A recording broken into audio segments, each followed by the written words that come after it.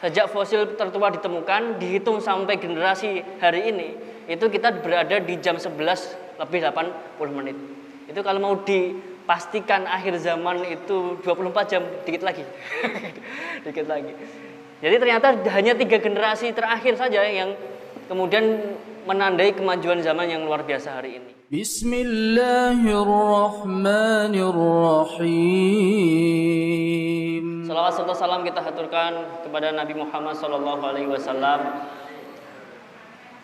yang sampai hari ini, sampai detik ini, insya Allah Bapak Ibu, adik kakak sekalian masih di track yang kita sebut berusaha untuk mendekati tipe yang dikehendaki oleh Rasulullah. Kan Rasulullah jadi teladan ini. Dan kita berusaha untuk paling tidak mulai dari cara menyisir rambutnya atau hal-hal yang kita usahakan mirip dengan apa yang sudah dicontohkan oleh Rasulullah. Semoga kita diakui kelak di yaumil akhir sebagai umatnya. Ma'asyiral muslimin, jamaah Tamasa Taklim malam Sabtu yang sampai di tahun ketiga ini, sampai di tahun ketiga, Masya Allah, saya ucapkan terima kasih pada kru yang bertugas. Kru yang bertugas sifatnya kolektif ya, kalau saya tidak ada, Mas Fahrizal berhalangan, Mas Syakir diganti yang lain juga. Ini Masya Allah, semoga yang kecil ini, baik masjidnya, baik jamaahnya, baik aktivitasnya, tetap diakui sebagai amal soleh oleh Allah Subhanahu wa Ta'ala. Pada malam hari ini, sesuai dengan agenda yang sudah dijadwalkan oleh panitia Tamasa, itu kan judulnya Tamasa Sepanjang Tahun. Tamasa Sepanjang Tahun 2024, itu sudah ada judul-judulnya. Nah, ini tiba di pekan ketiga di tahun 2024. Insya Allah kami akan menyampaikan 7 golongan yang dinaungi oleh Allah. Golongan macam apa ini? Gimana cara menaunginya? Nah, ini akan kita ulas. Jadi manusia, tumbuhan, hewan, seluruh ciptaan Allah itu ada dalam dimensi waktu. Saya itu baru memperbaiki atap belakang rumah. Kemudian belanja beberapa material yang ternyata masing-masing material dari sekian opsi itu punya prediksi usia. Yang jenis ini usianya paling diprediksi bertahan 1 tahun. Yang ini lebih dari 1 tahun. Itu sifat material. Jadi dia dibatasi oleh masa atau usia. Semua seperti pasar malam di samping ini kan ada tanggal mulainya, pasti ada tanggal berakhirnya. Nah, seperti taklim ini ada jam mulainya, juga nanti ada penutupannya. Jadi semua yang ada awalan pasti ada akhiran. Kehidupan kita juga demikian. Ketika dilahirkan itu tanda bahwa awal kematian. Dia dilahirkan, itu bukti bahwa dia akan mati. Betul ya? Jadi ada kelahiran berarti itu sudah menandakan kematian itu sendiri. Nah, sampel-sampel yang saya contohkan tadi itu gambaran kecil, miniatur dari kehidupan keseluruhan ini. Saya sedikit membaca literatur itu. Ternyata peradaban yang pesat, ada mikrofon, ada kamera, ada kipas angin, itu baru-baru ini saja. Dan diukur skalanya, kalau mau disamakan dengan 24 jam ternyata peradaban manusia, adanya saya, mbah saya, mbahnya mbah saya, itu ada di jam 11 lebih 80 menit. Kalau diukur dari peradaban sebelumnya, sejak fosil tertua ditemukan. Sejak fosil tertua ditemukan, dihitung sampai generasi hari ini, itu kita berada di jam 11 lebih 80 menit. Itu kalau mau dipastikan akhir zaman itu 24 jam, dikit lagi. Dikit lagi. Jadi ternyata hanya 3 generasi terakhir saja yang kemudian menandai kemajuan zaman yang luar biasa hari ini. Sisanya ya nenek moyang kita yang mencari mana buah yang pedas, mana buah yang kecut. Nah, itu peradaban-peradaban di atas 3 generasi terakhir. Nah, kalau kemudian tiba endgame atau akhir dari keseluruhan cerita kehidupan dunia ini, maka kita mengenalinya dengan istilah hari kiamat. Hari kiamat. Ada kiamat sugro, ada kiamat kubro. Kalau kiamat sugro itu ya kematian setiap manusia, itu kiamat sugro. Ada istilah hidup sekali, ya, hidup hanya sekali. Tapi kalau direnungkan ternyata istilah itu kurang tepat. Hidup sepanjang hari, mati sekali. Betul ya? Kan manusia diciptakan, tapi ternyata khalidina fiha abada, masih tetap hidup itu, walaupun dia nanti di surga ataupun di neraka. Itu kalau mau kita renungkan, ternyata mati itu hanya fase saja. Hidup diciptakan, ditiupkan ruh, mati sekali, tapi kehidupan tetap berlanjut, entah nanti di surga atau di neraka. Nah, kemudian yang akan kita bahas di sini, kita mulai dari bagaimana visualisasi di padang mahsyar setelah kiamat itu terjadi. Rasulullah SAW bersabda, "Ya ayuhan nas, innakum tuhsyaruna ilallah hufatan uratan gurlan." Jadi kita semua kelak di padang mahsyar itu dihimpun, dikumpulkan dalam kondisi telanjang, tidak beralas kaki, bahkan tidak ada sehelai bulu pun yang melekat di tubuh kita. Kemudian Aisyah, istri Rasulullah, bertanya ketika mendengar sabda Rasul, apakah di kondisi itu mereka tidak kemudian bersyahwat atau tidak malu gitu? Jawab Rasul, tidak sempat untuk memikirkan itu. Nah, ini menjadi kondisi yang mencekam. Yauma yafirru mar'u min ahi wa ummihi wa abi wa sahibatihi wa bani likulli imri'im minhum yauma idzin sya'nui yughni. Jadi istri ditinggalkan, anak, orang tua ditinggalkan, sahabat ditinggalkan. Mereka sibuk dengan kondisinya masing-masing. Dengan kondisinya masing-masing. Kemudian matahari didekatkan. Memang secara akal kita sulit untuk menggambarkan situasi itu. Wong kita yang berjarak bermil-mil, berjuta cahaya gitu kan, jaraknya di Semarang, di Pucang Gading saja panasnya luar biasa. Nah, apalagi didekatkan 1 mil jarak antara ubun-ubun manusia dengan matahari. Itu akal sehat kita tidak mampu menggambarkan bagaimana situasi saat itu.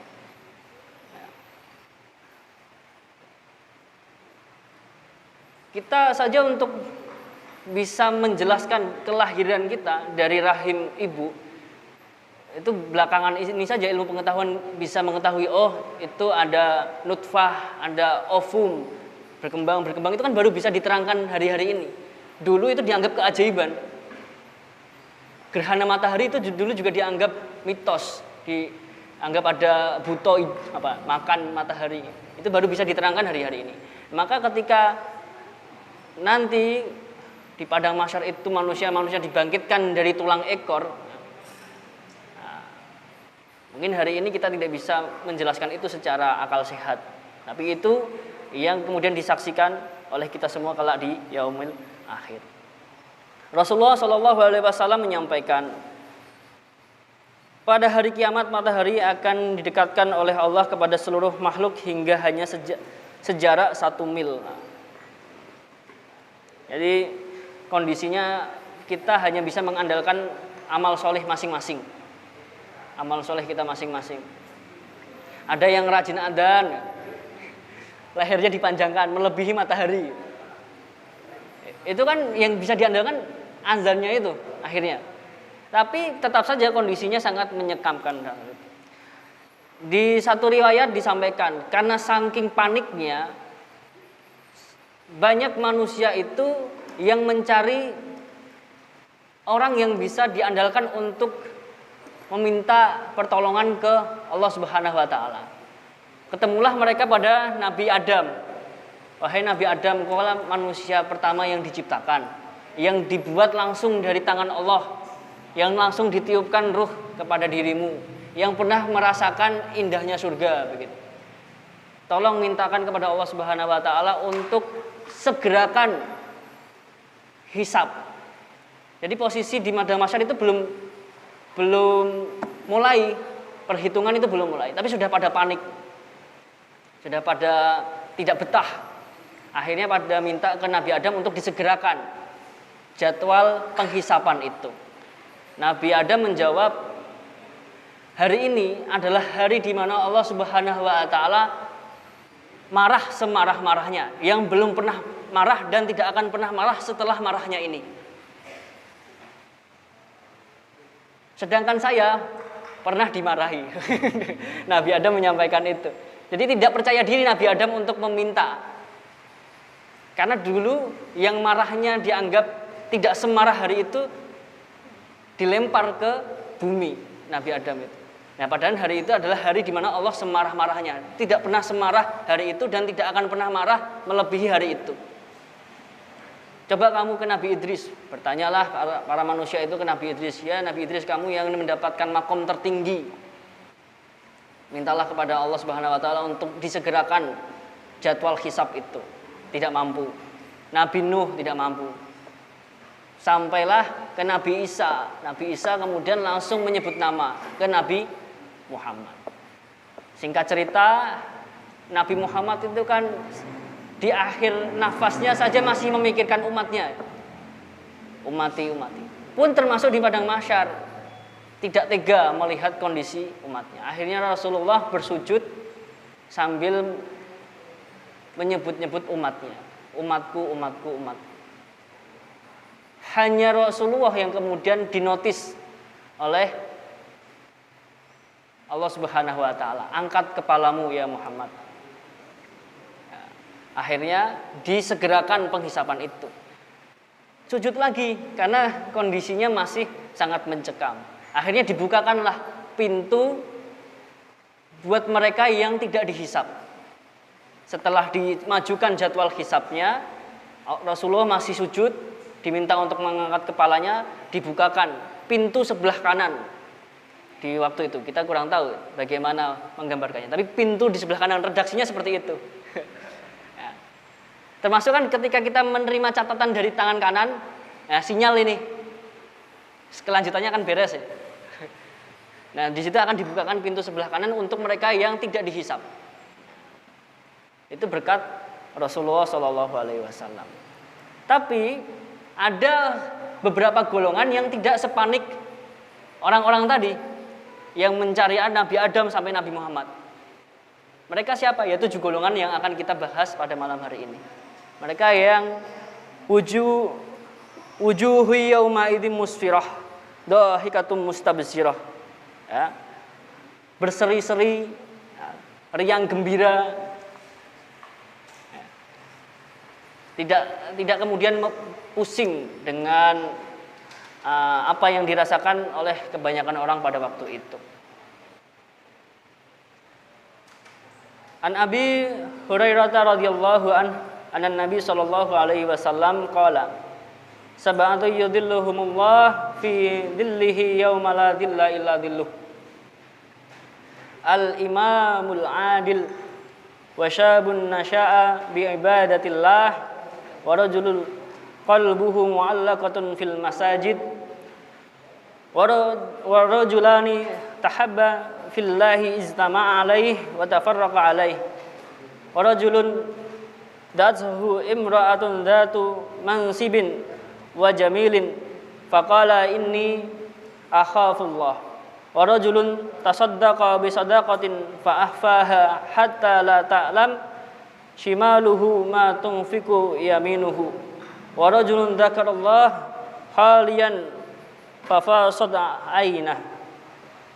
Nah, itu redaksi full apa yang disampaikan oleh Rasulullah bahwa nanti di padang mahsyar ada 7 macam kelompok orang yang dia mendapatkan naungan di mana pada waktu itu tidak ada lembah, tidak ada pohon, tidak ada galvalum. Ya, apalagi musim hujan ini kita bisa merasakan bagaimana enaknya dinaungi gitu.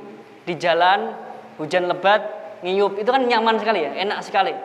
Panas terik, ngiyup itu kan enak sekali. Apalagi di mana ketika tidak ada naungan. Nah, ini spesial sekali, hanya 7 macam orang yang kemudian digambarkan oleh Allah mendapatkan naungan di mana tidak ada naungan selain naungan Allah pada waktu itu.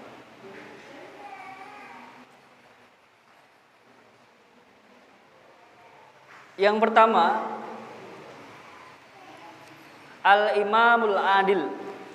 Seorang imam yang adil. Nah, ini momennya kayaknya tepat ini. Momennya tepat ini. Kita punya andil untuk memilih siapa nanti yang memimpin. Rakyat biasa seperti kita di akar rumput itu kan nasibnya ditentukan oleh pemimpin. Bisa makan enak, ada sambelnya dengan tanpa rasa was-was, itu ya berkat pemimpin. Coba kita bisa makan enak tapi ternyata bayarnya mahal. Enaknya kan separuh-separuh. Enak tapi habis itu mikir.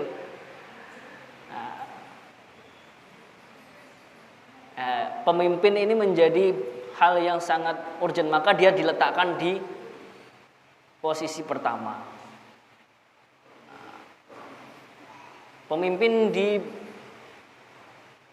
berbagai macam level, memimpin diri sendiri, memimpin keluarga, memimpin organisasi, memimpin masyarakat, atau mungkin memimpin jamaah sholat. Ini kalau kemudian gambaran secara umum makna pemimpin. Tapi di sini yang kemudian digarisbawahi adalah pemimpin negeri, ya, pemimpin bangsa. Allah Subhanahu wa taala berfirman, "Inna syark ladulmun adim." Sesungguhnya syirik atau menyekutukan Allah adalah kezaliman yang paling besar.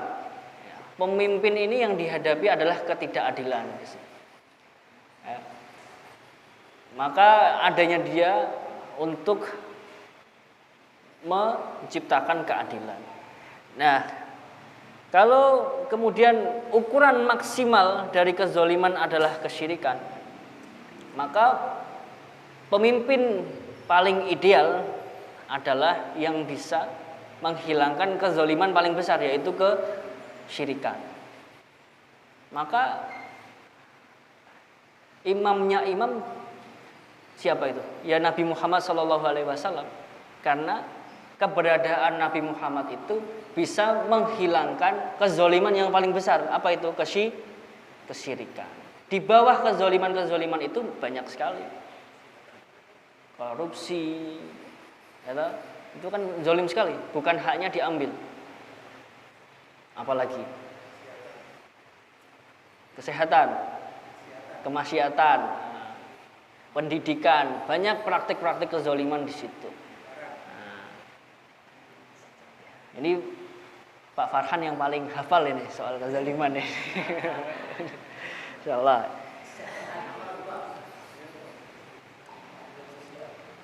Kemudian yang kedua, wa ma khalaqtul jinna wal insa illa liya'budun. Manusia itu hakikatnya ya ibadah. Adanya dia, eksistensi dia itu dilihat dari ibadahnya. Maka seorang pemimpin ketika bisa mengondisikan masyarakatnya, umatnya untuk mengetahui eksistensimu adalah ibadah, ini kemudian dianggap sebagai pemimpin yang ideal, yang adil. Nah, maka menjadi momen yang tepat ketika kita memilih pemimpin,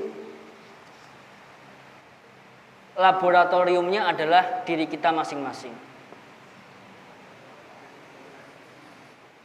Kira-kira pemimpin kita mau seperti apa, itu kan dilihat dari saya mau diatur seperti apa. Betul ya? Kata Ali bin Abi Thalib itu ketika ditanya, kenapa sekarang itu umatku seperti ini. Ya karena pemimpin itu menyesuaikan umatnya. Kenapa yang dipilih Nabi Muhammad? Ya karena saat itu sahabat-sahabatnya jenisnya Abu Bakar, Umar, Utsman, sahabat-sahabat yang keren-keren. Kemudian Abu Bakar, sahabatnya masih keren-keren. Semakin kesini kan pemimpinnya menyesuaikan umatnya, menyesuaikan masyarakatnya. Kalau dilihat dari sensus, ternyata angka masyarakat kita yang berpendidikan itu di bawah 10%. Ya, berarti tidak perlu heran kalau pemimpinnya menggambarkan masyarakatnya. Yang bisa kita lakukan ya skala kecil yang mungkin bisa kita jangkau. Bahkan ada satu riwayat ketika Umar didatangi oleh kliennya, oleh rakyatnya, ditanya dulu, kamu datang ke sini dalam urusan apa? Urusan kenegaraan atau urusan pribadi? Urusan pribadi ya Umar. Umar berdiri, lampu teploknya dimatikan, obornya dimatikan. Ditanya sama rakyatnya atau kliennya yang datang ke kantor itu, nah, kenapa dimatikan? Karena kamu datang ke sini bukan urusan negara, sedangkan lampu ini minyaknya dibeli dari uang negara. Ini luar biasa, contoh ideal seorang pemimpin. Nah, maka seorang pemimpin itu selain dia mengerjakan tupoksi, ternyata bebannya adalah teladan. Ya, kalau pemimpin kemudian tidak bisa diteladani, bawahannya akan sama kualitasnya, seperti itu, akan meniru. Nah, itu yang pertama. Jadi pemimpin yang adil kelak di padang mahsyar itu mendapatkan naungan, di mana orang-orang lain sibuk mencari naungan. Kita punya kesempatan untuk menjadi pemimpin yang adil, memimpin diri sendiri, misalnya makan makanan yang baik buat tubuh, itu kan adil ya, adil. Pas capek istirahat, itu kan adil, memimpin diri sendiri. Termasuk memimpin keluarga kecil misalnya. Nah, ini adalah kesempatan-kesempatan kita untuk masuk di kategori yang pertama, pemimpin yang adil. Yang kedua, syabun nasya'a fi ibadatillah. Syabun itu pemuda yang nasya'a, tumbuh atau berkembang fi ibadatillah, dalam beribadah kepada Allah. Ini insya Allah masih pemuda semua ya. Kalau perbandingannya Nabi Adam, Nabi Nuh masih pemuda semua, insya Allah masih muda semua.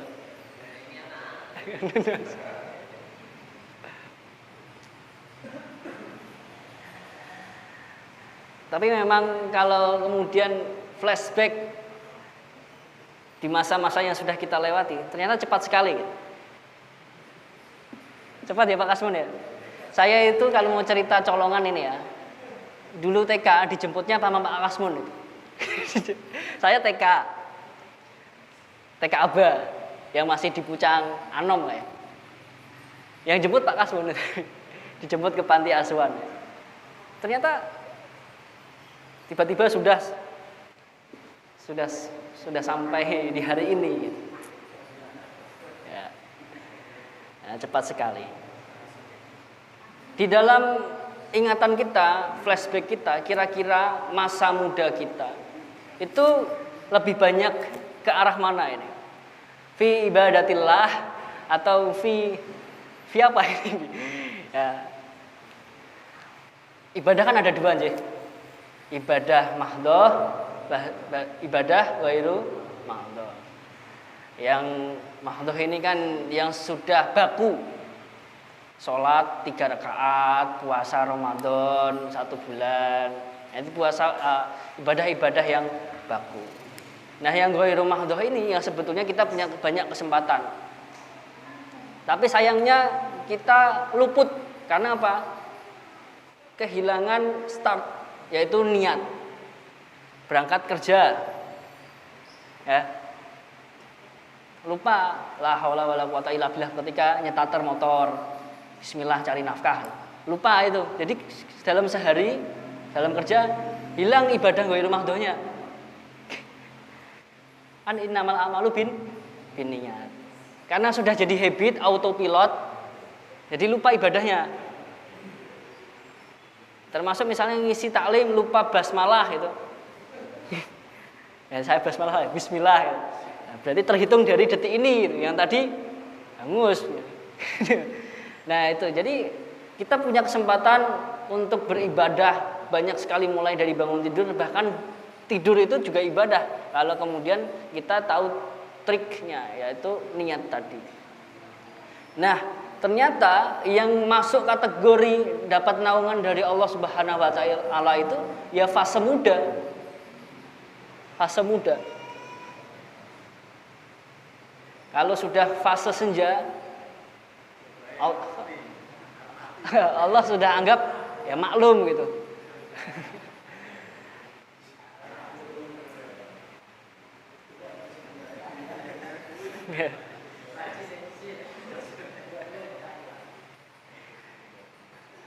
Jadi memang anak muda ini kan celahnya banyak ya. Apalagi di zaman seperti ini. Godaannya itu banyak. Tidak melakukan dosa itu sudah hebat, sudah hebat. Walaupun sholatnya bolong-bolong, walaupun sholat bolong itu ya dosa, ya dosa. Ya sholat subuh misalnya hilang gitu, tapi tidak melakukan dosa dalam hari itu ya. Buat anak muda zaman sekarang itu udah hebat, luar biasa. Ya.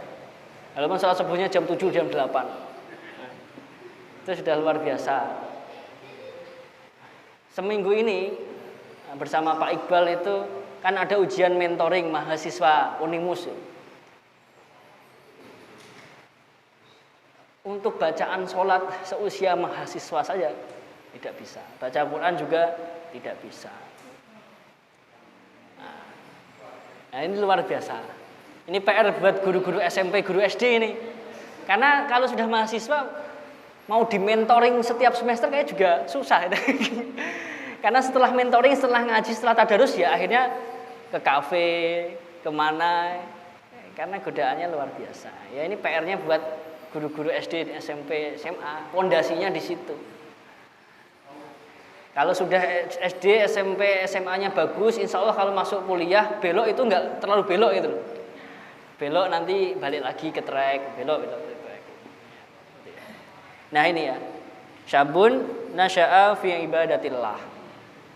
Ya, mereka yang sangat memperhatikan ibadah mereka, anak muda yang memperhatikan ibadah mereka. Kemudian yang ketiga, rajulun qalbuhu mu'allaqatun fil masajid. Rajulun ini tidak selalu diartikan anak laki-laki ya. Seseorang, boleh perempuan, boleh laki-laki secara umum. Yang hatinya qalbuhu mu'allaqatun, yang ganduli fil masajid. Masjid. Jadi mau dimanapun tempat ngetemnya itu masjid. Mau dimanapun, wah asar di masjid. Jadi tidak bisa jauh-jauh dari masjid. Ya insya Allah teman-teman kita ini termasuk di golongan yang ketiga ini. Kalau PNS golongan 3 lumayan ya Pak ya. Di golongan ketiga. Ya. Ada satu riwayat seorang nenek-nenek yang rajin nyapu halaman masjid, yang seringkali mungkin karena sering biasa gitu menyapu halaman masjid dianggap sepele oleh sahabat-sahabat. Bahkan ketika nenek-nenek yang sering menyapu halaman masjid ini meninggal, tidak banyak yang takziah karena dianggap sepele.